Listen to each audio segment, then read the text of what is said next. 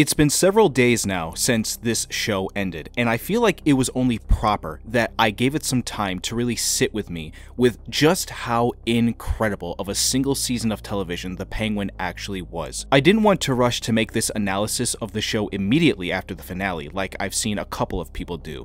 I've watched a lot of television this year, and while this is not my personal favorite show of the year so far, I do think that The Penguin absolutely makes the case for being the best to a lot of people. A show that took the idea of following a villain and actually staying true to its word on that very idea. It is why I titled this video, How the Penguin Succeeded in Creating a Perfect Villain, because I think The Penguin should be a lesson in how you treat a villain's story correctly. Keep watching and I'm going to explain why that is. For starters, I actually want to begin by giving massive praise to a name that quite literally not a lot of people are talking about online, and that is the showrunner of The Penguin, Lauren LeFranc. She is the executive producer and writer of all 8 episodes, and she delivered in every possible way, and again, deserves massive credit, more than what I've seen online. Her filmography before doing this show wasn't that extensive, and so this is the thing that's going to make her an even bigger person to look for to make stuff in the future.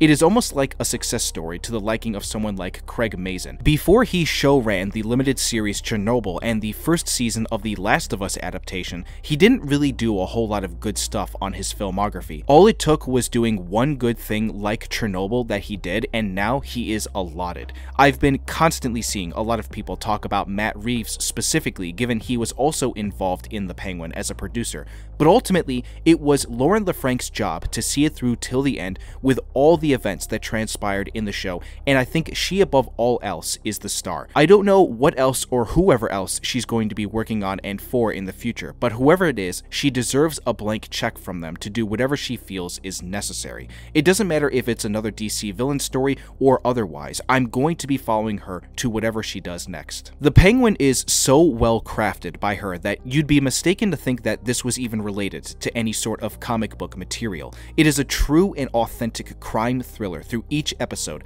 and her direction to make it feel that way really shines through, not just in the atmosphere and the world building of Gotham, Arkham, and many other places that are known to the Batman universe, but also its characters. Everyone and everything feels lived in through those elements of storytelling, and nothing feels out of place. Attention to detail that the filmmakers went through with by shooting on location in New York City, while adding in visual effects elements to make it look like Gotham, is perfection when it comes to filmmaking. You can tell through every single shot and sequence in each episode that the filmmakers took their time to make sure that each and every moment was given care and attention. These elements of filmmaking are what bring people in to want to watch the show, and it's no surprise that through each episode every week that we were able to experience, the ratings were able to go up, and people were more invested in the story and these really good characters who were well acted by their actors. That is no more of a perfect transition for me to now talk about Collin Farrell as the Penguin himself. Listen, the Emmys already happened recently for a lot of television, but when next year's celebration comes around, I better see this man's name on that podium as a potential winner of the award for Best Lead Actor. To this day, Collin Farrell might just be one of the greatest actors no one speaks to enough, at least from more of the casual side of the movie and TV show going audiences. His ability to create all the characters that he has played in his career is something that should be studied and shown to younger up-and-coming actors. The Penguin just might be the very thing that gets his name out there even more now. This character is simply fucking incredible, and I do not think for one second if any other actor were in the shoes of that role that they would have done as well as he did. Everything from the mannerisms, his accent, to the fact that he looks like a character that you would see in this world is enough to be invested in his story, a story that is played out even better with Colin in that role. I'd imagine that everyone watching this video right now has seen the entire show all the way through to the finale, so I will be talking spoilers. What I really love about the story of this character in this show is that it is simultaneously a deeper villain origin story, but also a needed continuation from where we saw him first in the Batman. It is doing two things at once in a very smooth way. It's getting you more into his character by giving you his backstory, but also setting up the future for where we could see him potentially in another story with a sequel to the Batman. Juggling both those things at once could seem to be a tough task at first, but the show does amazingly to get you invested in both of those things. You're not able to care about the future stuff if you're not caring for the main character that you follow through every second. We see why he is the jaded gangster that he is with the family life that he holds dear to him, because it's about proving that in this kind of world, he can be one of the best and show for it. The two characters that represent that very well around him are his mother Frances, played by Deirdre O'Connell, and Victor, played by Rhenzy Feliz. Both actors are absolutely fantastic and might get their own awards nominations, especially Deirdre, who might be the underrated star actor-wise of the show. She brought it in those emotional moments where the family matters of all the story really got broken down. This was very evident through the finale, where everything all gets unraveled about how she truly feels about Oz as her son and what he has done to her life. Losing her sons and his brothers at the hands of his carelessness for them because he loved her so much and only wanted her is one of the most heartbreaking things I've seen in a long time in a story. To see that come through in that final episode where she just let it all out is just really truly heartbreaking. It's no different with a character like Victor, who is somewhat in the same boat with his story and how family ties into it. When he gets caught up in Oz's world, he starts to find that purpose for who he believes he can be, just like how there is a dichotomy to that with Oz, where he is also trying to make a name for himself no matter who he screws over and how far he'll go to make sure that he gets that. This is where we now address the statement that is the title of my video, where I explain how this show makes the Penguin a true and perfect villain. I just mentioned the idea that he is going to do everything he possibly can to make sure that he is in a state of power to prove the dreams and goals that he's always wanted to accomplish. In doing this, it didn't matter if it was Victor by his side that he eventually knew he would have to kill because it was his biggest weakness, or if it also meant screwing over his own mom to a promise that he wanted to keep but not the one that she wanted in the end. As Frances is sitting there in her bed in the penthouse at the very end of the finale, she's put in the position that she told Oz to never let her go to. She at one point told him that she didn't want to end up like every other person that becomes like her at her age, and she wanted her to be dead at his own hands if that ever came to be. It is a sad and depressing reality of the very reason that this show was made in the first place. The Penguin was made to tell us, the audience, that you are not meant to be rooting for this guy. No matter how we might feel about Collin Farrell as this character and how great he performs as him, the story is just that good to where you are going to now be rooting against him at every moment. He does absolutely terrible things to get his way. It's the significance of, in my opinion, what makes for a great villain in entertainment media. There are two types of great villains. Ones that you understand what their goal is, even though you're not supposed to agree with it, and that they think what they are doing is correct. And then the other villain is one that does extremely despicable acts that make you hate them so much that you want them to die or be taken down through other means. An example for the first type can be a villain like Thanos from the MCU if we are making another comic book comparison. You understand his motivations for the things he's trying to do because he really believes that he's doing the right thing, but deep down, he is still someone our heroes have to stop. In my opinion, if we look at the Penguin, he actually fits both types to a certain degree. He becomes the first kind of villain in the moments where we believe in him for what he's trying to accomplish, and that almost humanizes his character. But then simultaneously, you have that second type of villain where he does the things he does to a character like Victor at the end, and also his mom by putting her up in that penthouse when she didn't want that. That right there answers the title of my video for how he is the ultimate villain of where lots of shows and movies that follow villains don't succeed and fail. We've seen a bunch of examples of this recently with regards to comic book adaptations of villainous characters that failed to do the job that I personally feel they should have gone through with. The Sony Marvel universe is the biggest example of this, where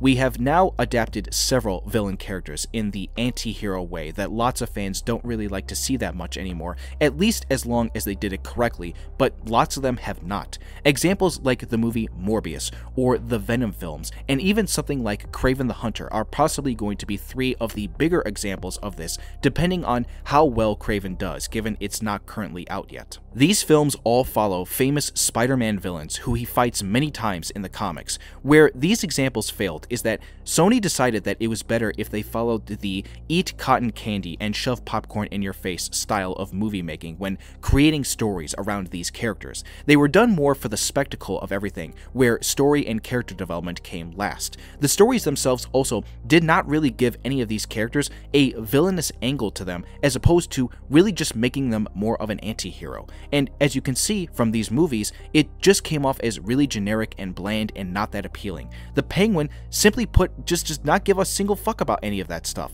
It's not trying to be spectacle over story or make you root for this character. At the end of the day, Oz Cobb is a bad guy through and through, and has always been that way. I think it became pretty self-evident through even the Batman movie. You see him do things in that movie that are not very representative of something an anti-hero character would do. I mean, the dude literally goes on a throughway while being chased by Batman and kills multiple people by causing a car wreck just to escape from him. That kind of stuff carried over into this show, and so the filmmakers did not miss out on making sure that that was apparent to us, the viewers. Something else that's now very apparent to me as a viewer of the show is that the character of Sophia Falcone is also another great villain to look forward to seeing more in the future if she ever returns. We haven't talked about her yet at all in this video, but Cristin Milioti as this character is absolutely fantastic, and it's just another part of the reason why the show is so great in telling an actual villain story. She is obviously a catalyst for how we see that villain come out in Oswald,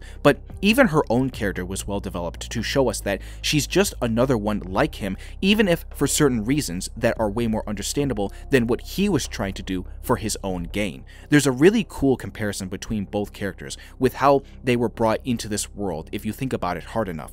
Oz was brought into this world of crime and being a gangster for reasons that he wanted, and he put himself there in the first place because of how he acted as a kid. For Sophia, it was the exact opposite. While both characters go through a family tragedy that set the course for where they go in the future, hers was not because of her own doing. She didn't kill her mom or the reporter that she went to about information that would have put her father, Carmen, in prison. She was blamed for it, and that is how her character developed to become the villain that she became. Going to Arkham and suffering there the way that she did is ultimately why she came out and kills her own family and does all the other things that would make her despicable, but yet you understand her way more than Oz. This show might be called The Penguin, but you could also easily call it the Sophia Falcone Show too. Two villain origin stories that are very well written and very well told through the writing and the actors who portray it. With where we see her in the finale by getting that note from Selina Kyle, who we know is her half-sister, I have a very good feeling we are going to see her as well in the future along with Oz. As we close off this analysis of The Penguin, there is one thing I want you all to take away from this show that I actually tweeted out right after I watched the finale, and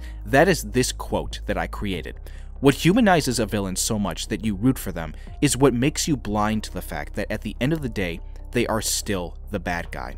Again, we bring back the notion of what the point of this show was for why they made it.